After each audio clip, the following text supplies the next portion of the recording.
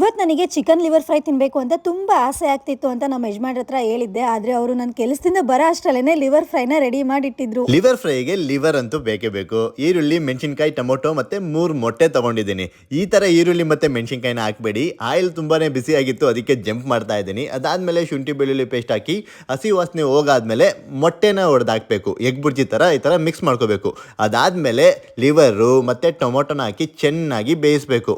ನಾನಿಲ್ಲಿ ಲಿವರ್ನ ಮೊದಲೇ ನೀರು ಹಾಕಿ ಉಪ್ಪು ಮತ್ತೆ ಅರಿಶಿನ ಹಾಕಿ ಚೆನ್ನಾಗಿ ಬೇಯಿಸ್ಕೊಂಡಿದ್ದೀನಿ. ಸಣ್ಣದಾಗಿ ಕಟ್ ಮಾಡ್ಕೊಳ್ಳಿ, ಯಾಕಂದ್ರೆ ಗುಣ್ಕಾಯಿ ಇರುತ್ತಲ್ಲ ಅದು ಬೇಯೋದಿಲ್ಲ ಬೇಗ, ಅದಕ್ಕೋಸ್ಕರ. ನೆಕ್ಸ್ಟ್ ಪೆಪ್ಪರ್ ಪೌಡರು, ಖಾರದ ಪುಡಿ ಮತ್ತೆ ಕೊತ್ತಂಬರಿ ಸೊಪ್ಪು ಹಾಕಿ ಲಾಸ್ಟಿಗೆ ನಿಂಬೆನ್ನ ಹಾಕಿ ತಿಂತಾ ಇದ್ರೆ ಒನ್ ಮೋರ್ ಅನ್ಬೇಕು, ಅಷ್ಟು ಚೆನ್ನಾಗಿರುತ್ತೆ. ಟ್ರೈ ಮಾಡಿ ನೋಡಿ. ನನಗಿವತ್ತು ಸೆಕೆಂಡ್ ಶಿಫ್ಟ್ ಇತ್ತು. ಕೆಲಸಕ್ಕೂ ಹೋಗೋಕ್ಕೂ ಮುಂಚೆನೆ ಸಾಂಬಾರ್ ಮತ್ತೆ ಮುದ್ದೆನ ಮಾಡಿಟ್ಟು ಹೋಗಿದ್ದೆ. ಸಂಜೆ ಬಂದು ಬಿಸಿ ರೈಸ್ನ ಮಾಡ್ಕೊಳ್ಳೋಣ ಅಂತ.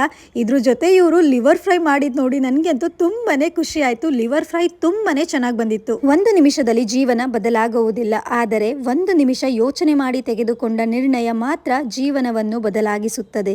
ಎಲ್ಲರ ದಿನ ಶುಭವಾಗಲಿ, ಎಲ್ಲರೂ ಖುಷಿಯಾಗಿರಿ.